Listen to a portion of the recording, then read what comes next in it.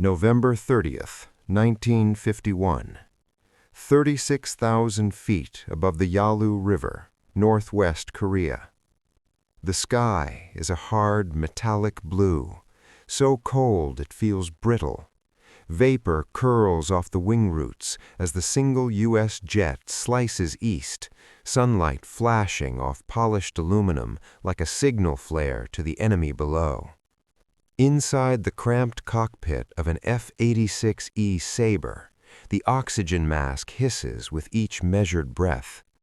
The pilot's gloved left hand rests lightly on the throttle. His right fingers the stick, feeling the aircraft's mood through subtle vibration. Captain James "Jimmy" Hale, 334th Fighter Interceptor Squadron, checks his mirrors again. Empty. That's the problem.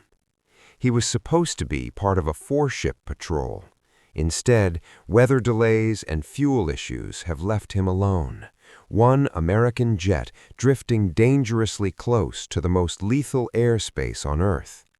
The pilots call it MiG Alley, a narrow strip of sky along the Chinese border where Soviet-built MiG-15s, often flown by Russian and Chinese aces, hunt like wolves. Hale's radio crackles with static. No friendly voices, no warning calls. Just the Sabre's engine, a General Electric J-47, howling steadily behind him, pushing him at nearly 600 miles per hour. Below, the Yalu River snakes like a frozen scar across the mountains. Hale knows the rule, never linger here alone. But command wants eyes on the area. Radar reports unusual movement, so he presses on, scanning the sunline, knowing the MiGs prefer to attack from above, out of the glare. Then it happens. A flicker. High. Fast. Then another. Hale's neck tightens as instinct overrides thought. He rolls left, pulling slightly, just as silver shapes punch down from the sun like thrown knives. 7 of them. MiG-15s. Swept wings, nose intakes gaping like open mouths, red stars flashing on their tails. 7 Soviet fighters diving on one American Sabre. The radio erupts, enemy chatter, clipped and urgent in Russian-accented tones. They've seen him, they know he's alone, and they're confident. Hale shoves the throttle forward into full military power, the Sabre surging as the first burst of 23mm cannon fire slices through the air where he'd been a heartbeat earlier. The sky explodes with black puffs and white tracer streaks. He snaps into a hard right brake, the G-forces slamming him into the seat, vision tunneling as the Sabre screams in protest. This is no ambush, it's an execution. The MiGs fan out, classic Soviet doctrine. 2 stay high, 5 press the attack. They're faster in the climb, heavier armed, and perfectly willing to trade altitude for a kill. Each MiG carries 2 23mm cannons and a 37mm gun. One hit is enough to tear a Sabre in half. Hale knows his aircraft's only advantages: roll rate, high-speed handling, and discipline. He dives. The altimeter unwinds violently as the Sabre plunges toward denser air. The MiGs follow, eager, firing sporadically, trying to force a mistake. Hale keeps his movements smooth, no panic, no wasted motion. Every control input is deliberate. At 28,000 feet, he levels briefly, then snaps into a vertical rolling maneuver, a Sabre specialty. One MiG overshoots, streaking past his canopy, so close Hale sees the pilot's helmet. There. Hale squeezes the trigger. 6.5 caliber Browning machine guns roar at once, the Sabre shuddering as a stream of fire walks across the MiG's fuselage. Aluminum tears, fuel ignites, the enemy jet corkscrews downward, trailing flame. 1 down, 6 to go. But there's no time to celebrate. Cannon fire rips past his left wing. Warning lights flash. Minor hydraulic pressure drop. A near miss. Hale rolls inverted and dives again, using speed like a shield, dragging the MiGs lower than they want to go. The Soviets adjust. They stop chasing blindly and begin boxing him in, herding him away from the coast and toward Chinese airspace, where escape will be impossible. Hale's fuel gauge creeps downward. He knows the truth now. This fight will end soon, one way or another. Above him, contrails cross like prison bars. 7 MiGs came for an easy kill. They're about to learn what a cornered saber can do. The saber shudders as Captain Hale hauls back on the stick, pulling the nose up just enough to steal a breath of altitude without bleeding speed. His airspeed needle hovers in the dangerous zone. Too slow, and the MiGs will eat him alive. Too fast, and he'll overshoot his own chances. The sky around him has become a three-dimensional trap, filled with crossing contrails and invisible angles of death. The MiGs regroup with discipline that tells Hale these are no amateurs. 2 slide high again, reclaiming the sun. 3 spread wide, trying to force him into a turn fight. 1 hangs low, patient, waiting for the moment Hale commits. 7 jets, 1 mind. A burst of cannon fire rips through the space just above his canopy.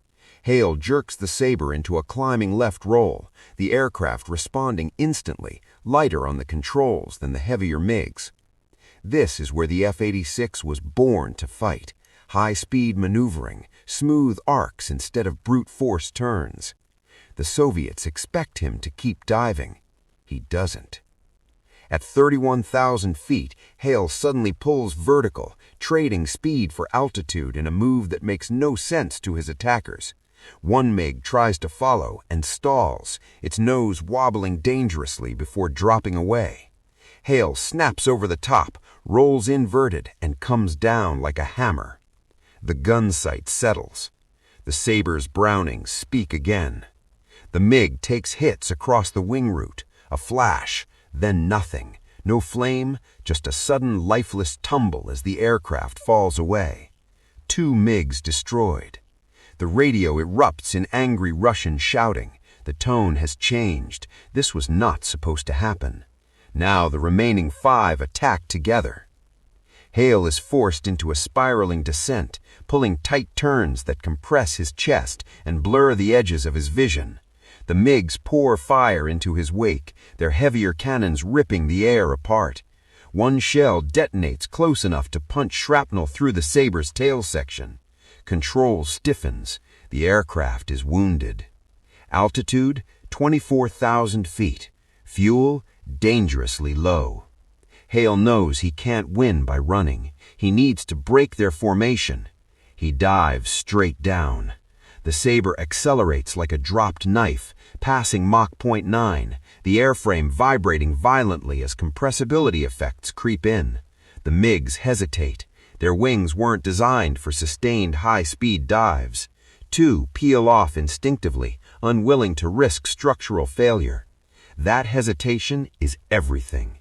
Hale levels out just above 20,000 feet, yanks into a hard right turn, and reverses direction so violently that his body blacks out for a split second. When vision returns, a MiG fills his windscreen. Too close, too slow. Trigger pulled. The MiG disintegrates in a cloud of metal and smoke. 3 MiGs down. But now they're angry and careful. The last 4 spread wide, refusing to chase. They climb again, reclaiming altitude and sunlight. Hale feels the sweat inside his gloves despite the cold. He checks his instruments. Fuel will give him minutes, not more. The Soviets know it too. They begin to circle, tightening the noose, waiting for his engine to cough, for the saber to slow, for gravity and exhaustion to finish what their guns haven't. Hale breathes slowly, forcing calm. He trims the aircraft, letting it fly clean. The saber hums, wounded but loyal. Then he sees it. One MiG drifts slightly out of position, just a fraction too far ahead of the others, eager to end this. Hale rolls toward it, not firing. The MiG pilot takes the bait and turns to engage. In that instant, Hale reverses, slicing inside the MiG's turn using pure roll rate. The Sabre cuts across the circle like a razor. The enemy jet can't match it. At 800 feet, Hale fires. The MiG erupts in flame, the pilot ejecting too low, parachute never fully blossoming. 4 MiGs destroyed. Only 3 remain. Silence replaces the radio chatter. The hunters are thinking now, calculating risk instead of glory. They begin to disengage, climbing away toward Chinese airspace, unwilling to gamble their lives on a fight that has already gone terribly wrong. Hale doesn't chase. He can't. The fuel warning light glows steadily. The engine begins to sputter.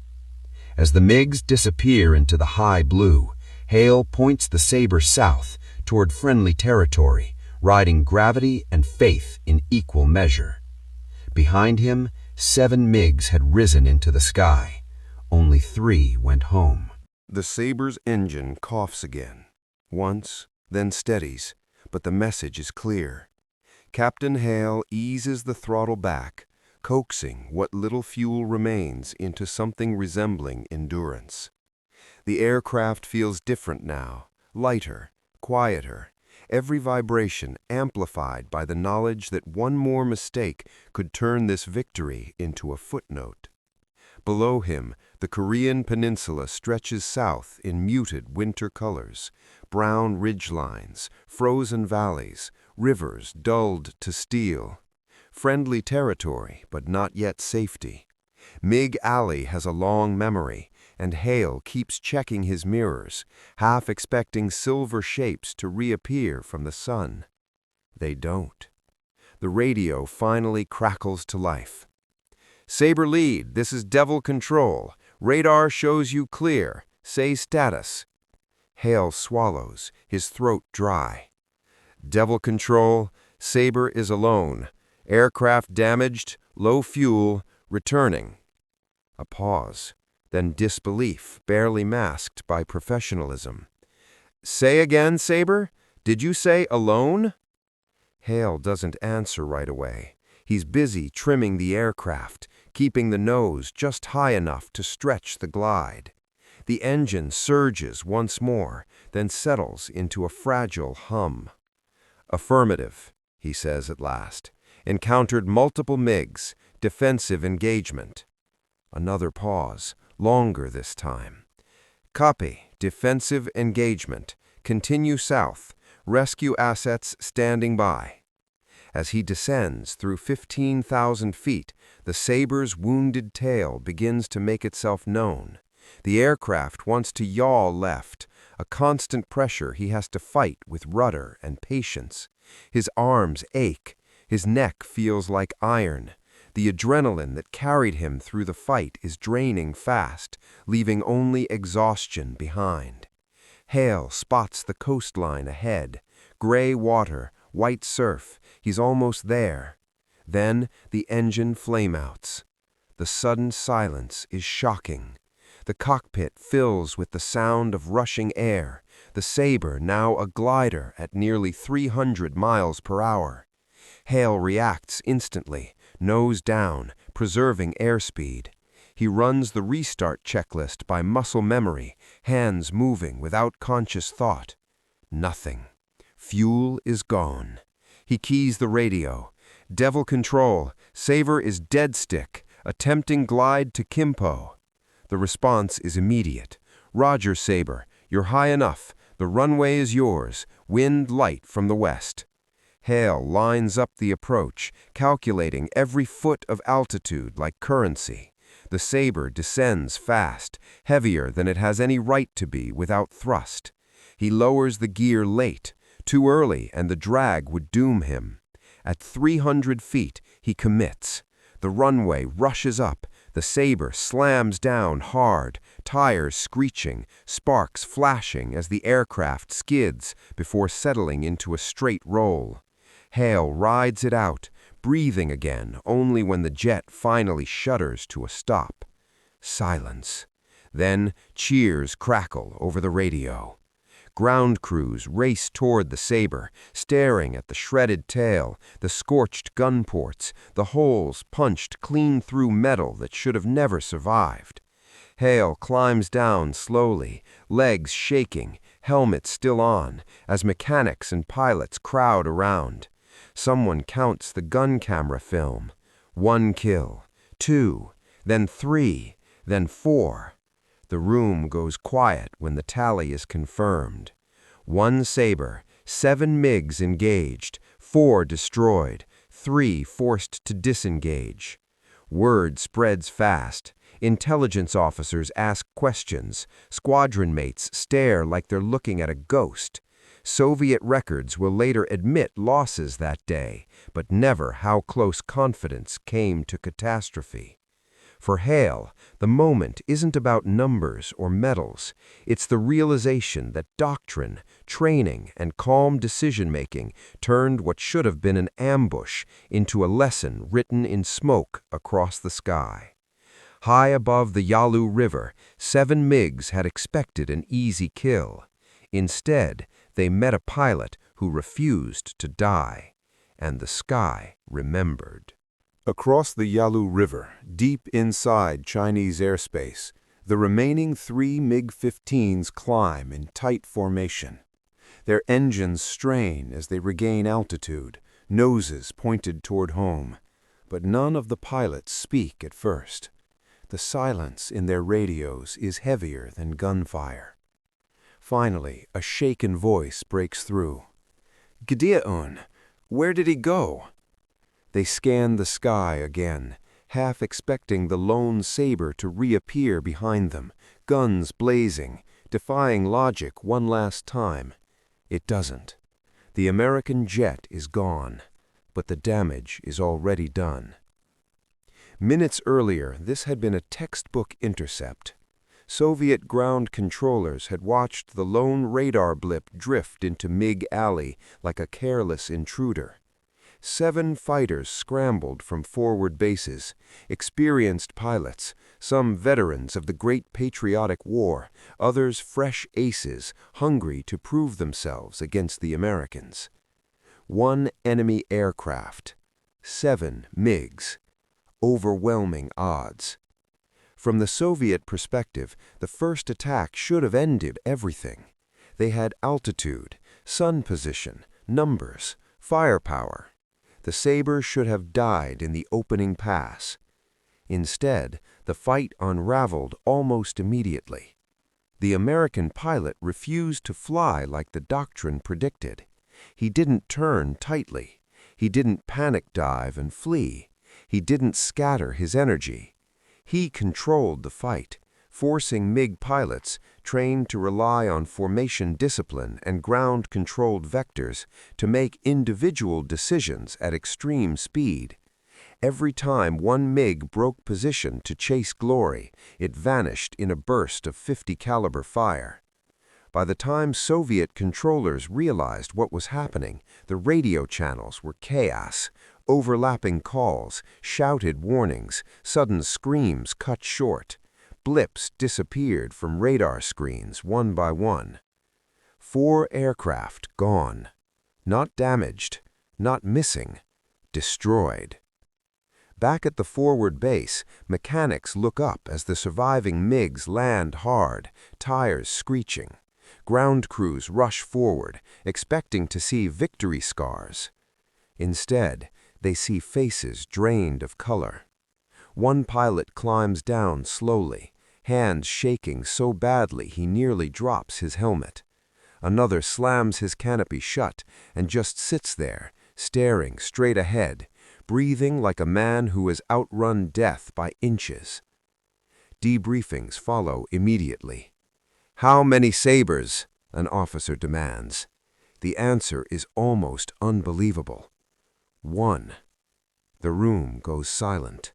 Maps are checked, radar logs replayed, gun camera film reviewed again and again. The conclusion is unavoidable and deeply disturbing. A single American pilot had not only survived a 7-on-1 engagement, he had won. For the Soviet command structure, this is more than embarrassment. It is a warning. Something is wrong, not with the aircraft, but with assumptions. The MiG-15 was supposed to dominate the Sabre. Numbers were supposed to guarantee victory. Doctrine was supposed to remove uncertainty. Over the Yalu, none of that mattered.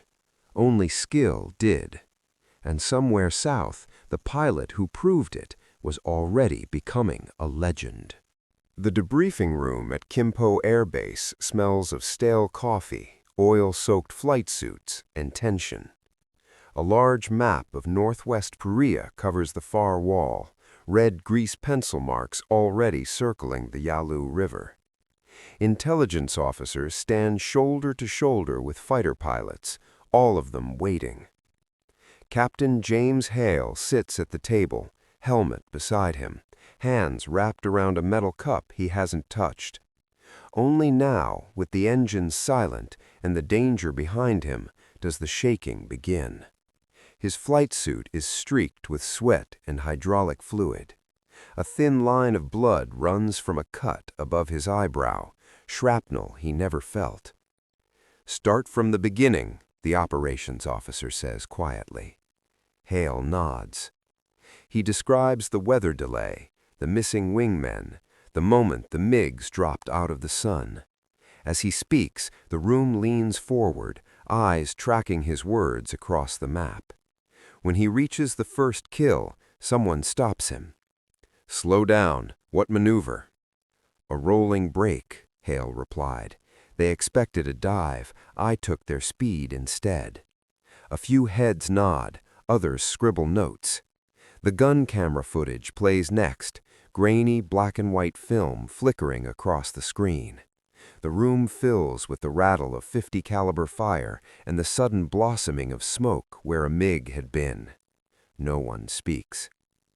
4 times the film shows the same pattern. A MiG overshoots, loses position, and dies in less than 2 seconds of gunfire. Not luck, not chance, technique. "Why didn't you disengage after the first kill?" the intelligence officer asked. Hale exhales slowly. "I flew the airplane, not the numbers." Days later, the story crosses the ocean. At 5th Air Force Headquarters in Japan, planners replay the engagement frame by frame. New training memos are drafted. Sabre pilots are told to trust speed, roll rate, and instinct, to break formation traps, to fight vertically, not horizontally. Across the Pacific, in quiet briefing rooms, the Soviets do the same. But their conclusions are darker. They add rules, tighten control, reduce individual freedom, and in doing so, they widen the gap that a single Sabre pilot exposed in the sky. Hale returns to flight status within a week. His Sabre is patched, tested, and returned to service, scars still visible under fresh aluminum. He never asked for special treatment. He never spoke publicly about the fight. But in MiG Alley, something has changed. When lone radar blips appear now, Soviet controllers hesitate, because sometimes one is enough. Winter deepens over Korea, and the Yalu River freezes into a dull ribbon of gray steel. Pilots from both sides continue to patrol, to fight, to die. But the story of Captain Hale and the 7 MiGs has already begun to shake the tactics of the skies. In briefing rooms across the 5th Air Force, instructors replay the engagement endlessly. Sabre pilots are taught energy management, the precise balance between speed, altitude, and maneuvering. They study the rolling brake, the vertical slice, the patience required to bait overconfident opponents. Instructors emphasize initiative. A single pilot's decision can outweigh numbers, and for many, it is a revelation. Hale's victory is not just in the destruction of 4 MiGs, but in the psychological shift it creates. Pilots speak differently now. They question doctrine. They push the limits of the aircraft. Young flyers, hesitant in previous engagements, now attempt maneuvers that would have seemed reckless a week earlier. Across the Yalu, Soviet commanders analyze what went wrong. They scold pilots for losing formation, for misjudging the Saber's speed, for underestimating the resolve of a single enemy. Orders are tightened, rules are rewritten, and new training emphasizes coordinated attacks over individual initiative. Yet in doing so, they inadvertently train their pilots to be predictable, making them vulnerable to those like Hale. The engagement becomes legendary among U.S. pilots, whispered in mess halls and formalized in tactical manuals. It is cited as evidence that air superiority is not guaranteed by numbers alone. Every new Sabre pilot studies the incident, imagining the icy blue sky, the sudden flash of cannon fire, the roar of the engine, and the moment when survival demands total trust in skill, judgment, and aircraft. Hale himself does not boast. He continues flying missions, calm and precise. But when younger pilots ask what it feels like to face impossible odds, he pauses and says quietly, almost to himself, "You don't think about odds, you think about flying." Decades later, historians will call the encounter a turning point in jet warfare. It proves that even against technically superior or numerically dominant foes, human skill, split-second decision-making, and mastery of one's aircraft can overturn expectations. Air combat is no longer just physics or numbers. It is psychology, courage, and instinct writ across the sky. For the Soviets, the engagement leaves an enduring mark on their doctrine. Pilots are trained to fear the lone blip, the unpredictable maneuver, the one enemy who defies the rules. Every Sabre is now a threat, not just because of its guns or engines, but because it can think faster than 7 MiGs combined. High above the Yalu, in the icy blue sky where the fight first began, the ghost of that engagement lingers. 4 MiGs destroyed, 1 pilot standing, 7-to-1 odds overturned. And somewhere below, Captain Hale sips coffee in the base mess, quietly noting the weather, the wind, the sun angle, always ready. Because in the sky, there are no guarantees, only skill, courage, and the will to survive. The weeks following the engagement are a mix of routine patrols and media silence. For most of the world, the story of Captain Hale's fight against 7 MiGs remains classified. Only select intelligence officers, squadron leaders, and military historians have access to the full report. Still, word spreads quietly within the fighter community, carried by pilots who witnessed it firsthand or studied the gun camera footage. Hale himself returns to the air, flying multiple sorties a day over Korea, yet nothing compares to that November morning. Each climb into the clouds reminds him of the razor-thin margin between life and death, between legend and obscurity. Pilots in the squadron look up to him, not because of medals or headlines, but because he embodies something deeper. Calm under impossible pressure, focus in the storm of fire and chaos, and mastery of both machine and mind. At base, award boards review the reports.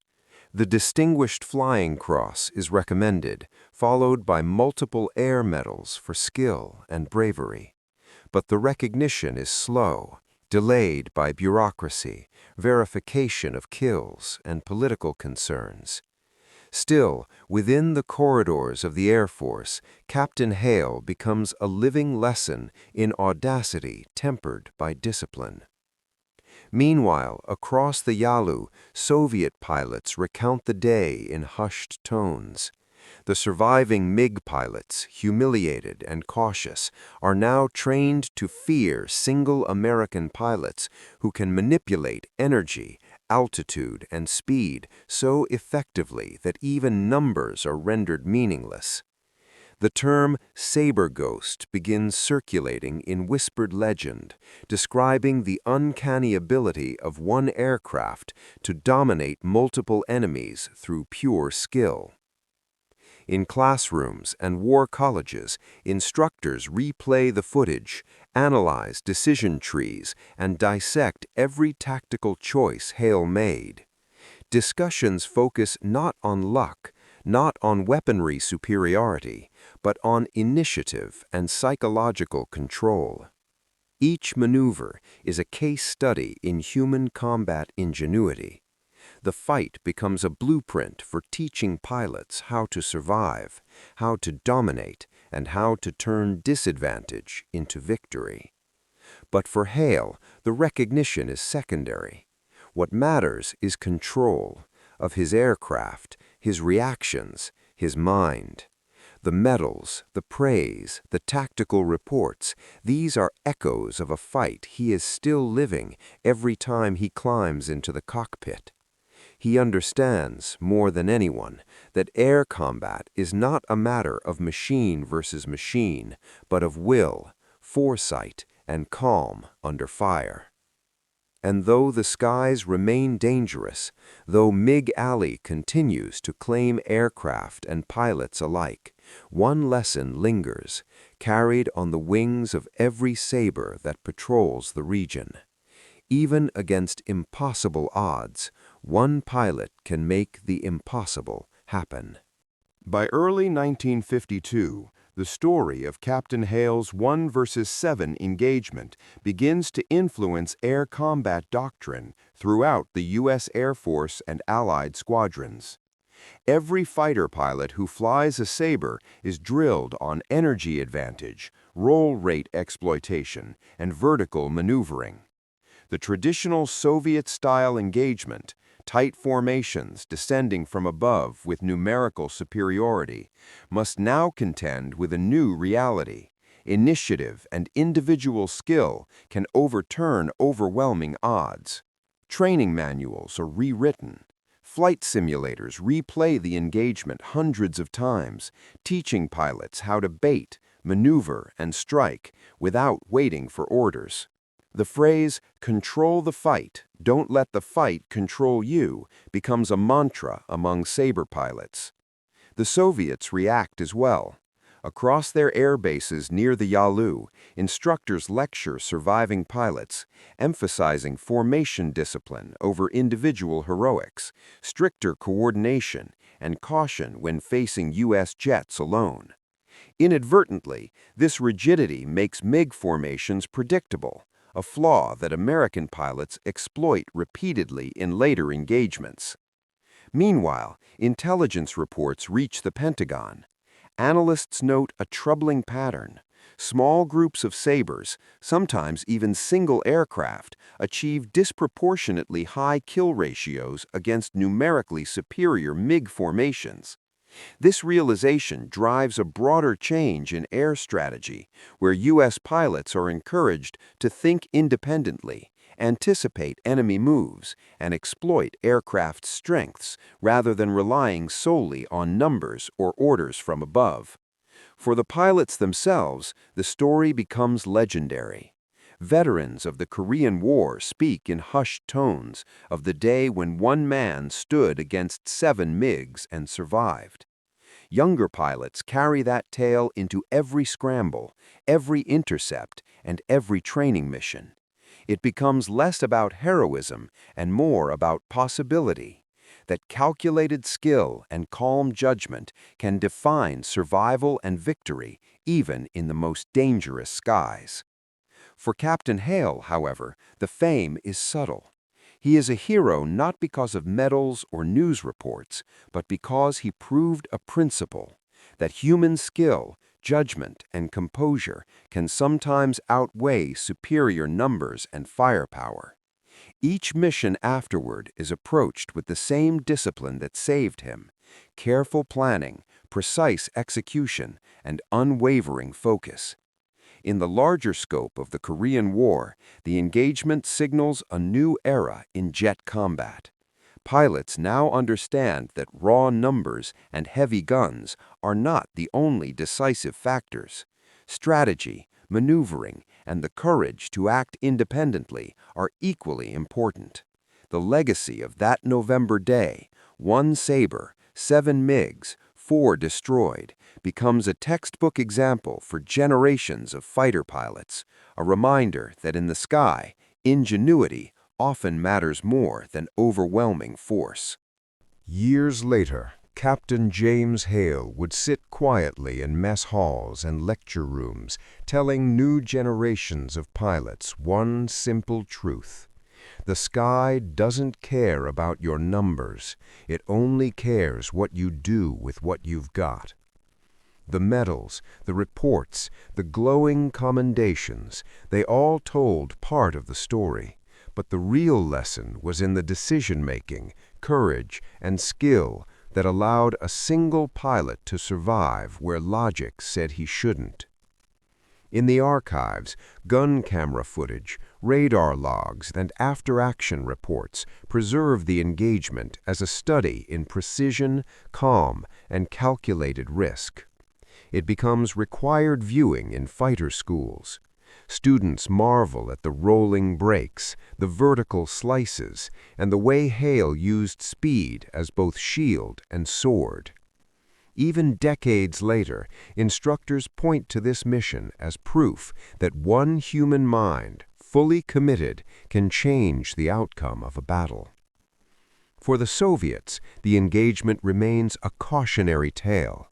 Pilots are trained to fear the lone blip, to respect American skill, and to never underestimate the potential of a single, determined enemy. Rules and formations are tightened, but the memory of that day, 4 MiGs lost to 1 Sabre, lingers, shaping doctrine for years to come. Hale's story, once classified, eventually becomes legendary among jet pilots worldwide. It is a tale not of reckless heroics, but of mastery, of aircraft, of tactics, and of one's own mind under fire. Over 7 MiGs in the cold blue skies of Korea, he proved that courage and skill can bend reality. In the end, history remembers not just the victory, but the principle. Even in the most impossible odds, a single pilot, focused and disciplined, can define the fight. The story of Captain Hale and his Sabre survives as a testament to the human spirit in the sky, a legend forged in steel, smoke, and fire that will inspire pilots for generations to come.